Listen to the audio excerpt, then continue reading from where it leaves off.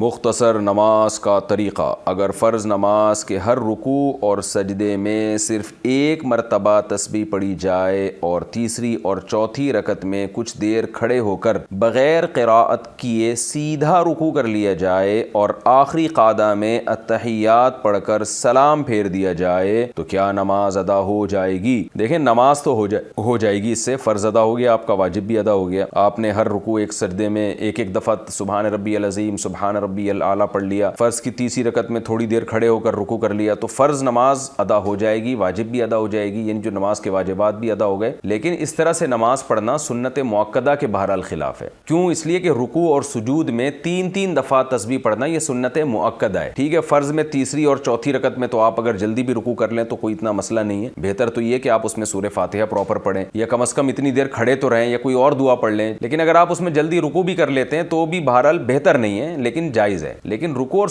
سجدے میں اتنا شارٹ مارنا کہ ایک ایک رکوع اور ایک رکوع کی ایک دفعہ تسبیح پڑھیں تو یہ سنت مؤکدہ کی مخالفت ہے۔ اور جو سنت مؤکدہ کا حکم یہ ہے کہ کبھی کبھار اگر ہو جائے، آپ کو ایمرجنسی ہے، جلدی ہے، فلائٹ نکل رہی ہے، ٹرین نکل رہی ہے، بس نکل رہی ہے، یا کوئی پیٹ میں درد ہو رہا ہے، کوئی اور مسئلہ اس طرح کا ہو گیا تو ٹھیک ہے، کبھی کبھار ہو جائے کوئی حرج نہیں ہے، لیکن اس کا معمول بنا لینا بہرحال ٹھیک نہیں ہے، کیونکہ سنت مؤکدہ ہے۔ نبی صلی اللہ علیہ وسلم کا کم سے کم جو معمول رہا ہے رکوع اور سجود کی تسبیح کا، وہ کم سے کم مقدار 3 دفعہ ہے، تو اس لیے علماء کہتے ہیں 3 دفعہ سنت مؤکدہ ہے۔ لہذا اگر کوئی ایک دفعہ کا معمول بنا لے گا تو ایسا شخص قابل ملامت ہوگا، وہ نبی صلی اللہ علیہ وسلم کی سنت کا ترک کرنے والا کہلائے گا۔ نماز تو بہرحال ادا ہو جائے گی۔ اسی طرح تحیات کے بعد اگر کسی نے سلام پھیر دیا تو بھی اس کی نماز ہو گئی، لیکن درود شریف چھوڑ دینا، نماز میں دعا چھوڑ دینا، تو یہ بھی سنت مؤکدہ ہے آخری قعدہ میں، تو معمول بنا لینا یہ بہرحال ٹھیک عمل نہیں ہے، تو ایسا شخص قابل ملامت بہرحال ہوگا۔